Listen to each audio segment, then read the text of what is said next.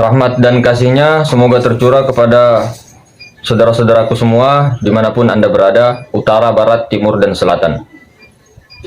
Kita satukan pikir kita, risau kita, gerak kita, iman kita, tauhid kita kepada Allah Subhanahu wa Ta'ala Sang Ahad. Kita akan membahas tentang pertanyaan-pertanyaan kubur.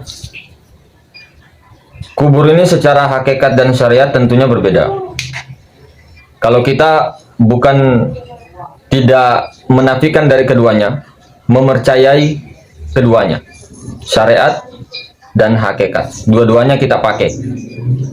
Jadi menurut syariat, kubur menurut syariat itu ketika kita sudah mati ataupun ajal ini sudah dicabut, kemudian kita didatangi malaikat Mungkar dan Nakir di dalam kubur, lalu dipertanyakan, man rabbuka, man nabiyuka, man kitabuka, siapa Tuhanmu, siapa nabimu, dan apa kitabmu.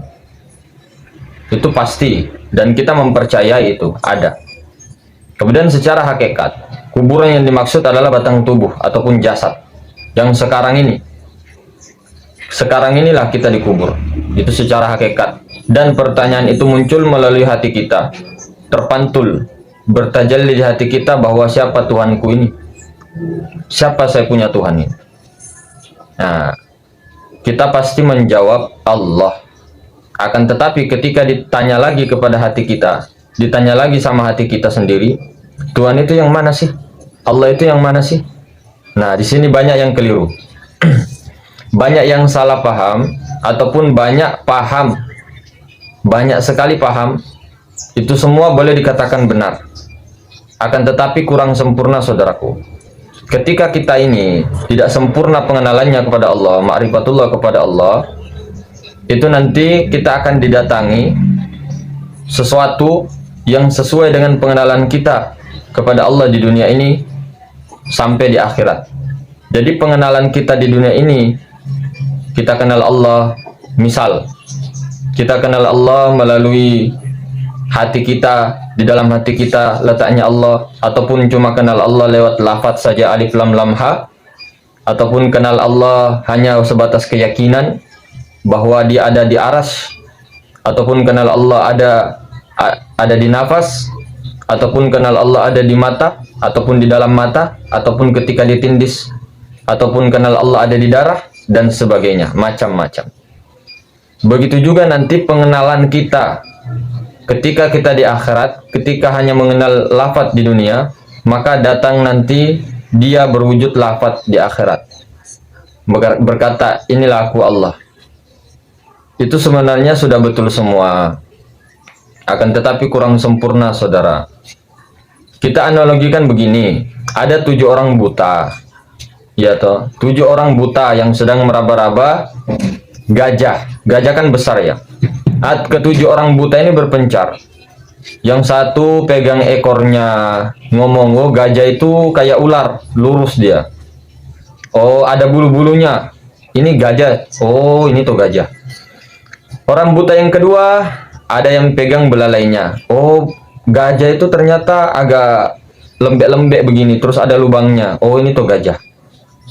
Ada yang ngomong, orang buta yang ketiga ngomong, oh di kakinya dia pegang, oh gajah kayak begini bentuknya, kayak persegi 4 kotak. Nah, punya ini dan segala macam. Orang yang keempat ada yang pegang belalainya. Oh gajah ternyata lebar juga ya, bentuknya seperti piring besar gitu. Nah, jadi ada 7 orang buta yang sedang meraba-raba gajah. Itu benar tidak? Benar toh? Ya benar. Akan tetapi kurang sempurna pengenalannya. Dia buta, dia tidak melihat wujud nyata, wujud kesempurnaan daripada gajah. Cuma bagian-bagiannya saja dia kenal. Nah, dia pun didatangi ketika di akhirat dengan pengenalan yang seperti itu, saudara. Ketika kita tidak kenal betul-betul Tuhan kita, itu juga yang nampak, saudara. Kalau kita buta di sini, seperti saya bilang, kita buta di sini, besok buta di akhirat. Seperti itu pengenalan kita di sini, pengenalan kita besok di akhirat begitu. Jadi kita harus pulang, harus tahu bahwa Allah itu waktu dengan kesendirian dirinya, belum ada siapa-siapa, tanpa nurnya sekalipun. Hanya dia, belum ada titel hamba, titel Tuhan. Hanya dia sendiri menciptakan dirinya di dalam dirinya untuk melihat dirinya di luar dirinya. Akan tetapi dia ciptakan nur ilahi, Sir Ahmad, dia ciptakan nur Muhammad. Nah, nur Muhammad ini kan dia juga, nur ilahi, nur Ahmad kan dia juga. Jadi hanya dia yang ada. Selalu saya berbicara di konten-konten saya, jangan sampai memisahkan Allah dengan Muhammad. Jangan sampai. Karena wujudnya Allah itu di muka bumi, di dunia ini, itu ada nyata senyata-nyatanya kepada Muhammad batang tubuh. Nah, Muhammad itu nyatanya, Muhammad nanti di akhirat itu ada pada zahirnya Allah di sana. Nah, tergantung pengenalan kita sekarang. Kalau pengenalan kita mengatakan bahwa dia adalah maha luas tanpa terbatas, seperti nur, di sana nanti di akhirat itu ada nur tanpa batas loh ya, tanpa batas. Di dalam nur itu banyak sekali orang yang duduk seperti duduk tahiyat dalam sholat, ada yang berdiri. Nah, itulah Bapak Ruh Sayyidina Ahmad berdiri, yang lain duduk. Nah, di sana adalah, tidak perlu kita bicarakan tentang spesifiknya, yang penting siapa yang meyakini bahwa Tuhan pengenalannya seperti itu, ya begitu juga nantinya. Kemudian pertanyaan kedua, siapa nabimu? Pastinya jawabnya Muhammad. Muhammad yang mana? Kalau dibilang Muhammad, Nabi Muhammad penghulu kita, itu betul. Itu betul.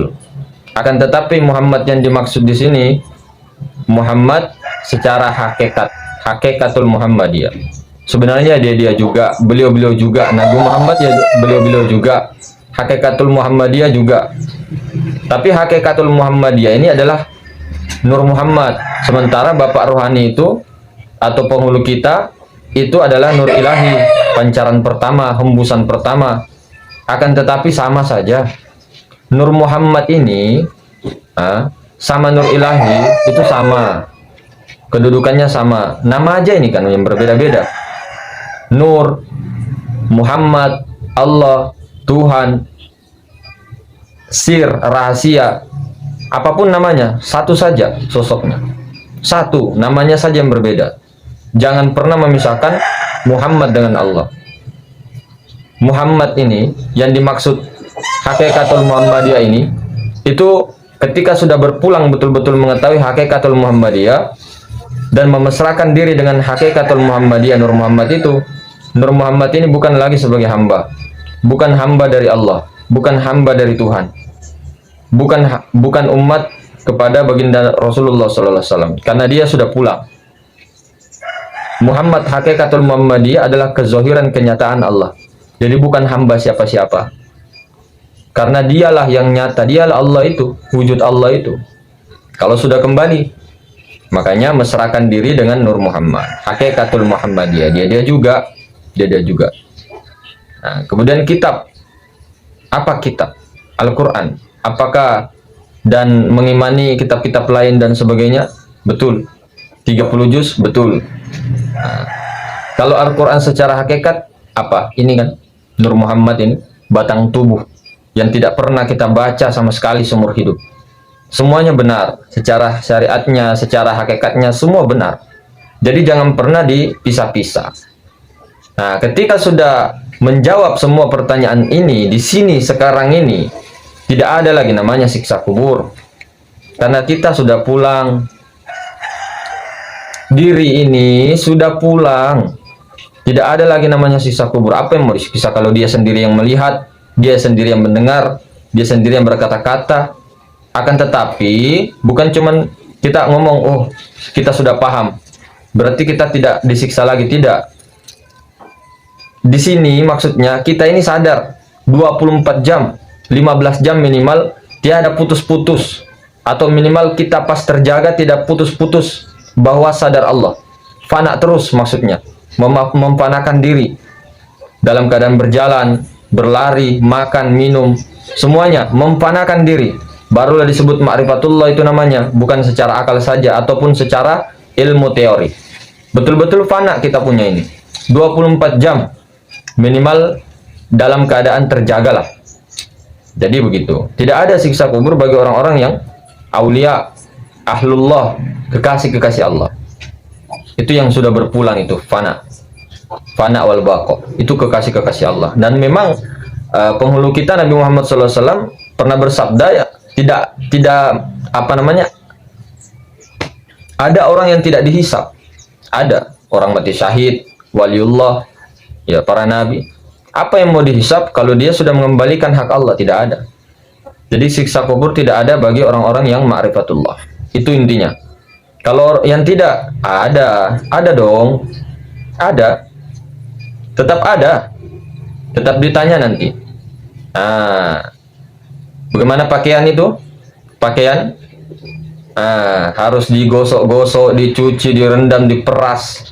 Habis diperas, dikeringkan, disetrika, baru ditumpuk dengan tumpukan yang lain. Kan melalui proses itu. Nah, kalau sudah kembali, apa yang mau ditanya, apa yang mau dihisap, apa yang mau ditimbang? Ini maksudnya, saudara. Penting itu, penting belajar syariat, penting semua, penting. Akan tetapi yang paling penting tuh ini, jalan ini. Jangan kita sibuk terus. Maksudnya sibuk terus di sini mengkaji itu terus, tapi ini tidak dikaji. Mengkaji seperti istinja bagus, wudhu bagus, cara sholat bagus, semua bagus. Tapi kalau kepahaman kita salah, kita takutnya tersesat, saudara.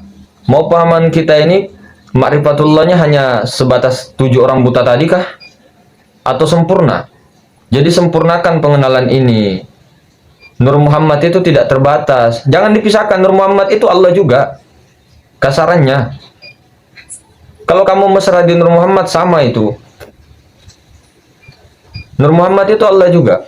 Kedudukannya aja yang berbeda. Sama saja. Yang penting kamu paham. Kita paham. Jadi mempelajari semua keilmuan-keilmuan penting. Yang paling penting itu, di atas segala yang penting itu ini sebenarnya. Paham, kepahaman ini. Jadi untuk para brahmana-brahmana ataupun orang-orang sakti, orang-orang yang ma'rifatullah, ataupun dikatakan yang menyimpan rahasia ini, tolong dibuka. Sekarang sudah akhir zaman. Banyak saudara-saudara kita yang belum paham. Dibukalah. Enak tuh kalau sudah dibuka, kemudian mereka-mereka semua itu menjalankan dengan syariat semampunya, atau menjalankan sunnah semampunya. Enak setelah wajib-wajib dikerjakan dengan bermakrifatullah. Tidak ada lagi rasa takut dan bersedih. Ala awliya Allah la khaufun alaihim wa la hum yahzanun. Sesungguhnya kekasih-kekasih Allah tidak merasa sedih dan tidak pula merasa takut. Kalau masih merasa takut, kalau masih merasa sedih, masih jauh dari kekasih Allah. Yang penting takut apapun. Takut uang, takut harta, takut apa? Takut jabatan, ini, takut mati, semua. Sedih tentang ini, itu. Semua. Itu ciri-ciri, kata guru kita, ciri-ciri kekasih-kekasih Allah. Dia tidak merasa sedih, tidak merasa takut lagi di dunia ini. Apa yang mau ditakutkan dia bersama Allah?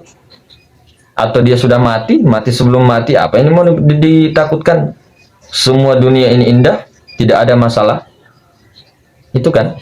Nah, untuk saudara-saudaraku yang mau bergabung di grup WA kita, saya sudah cantumkan nomor di deskripsi.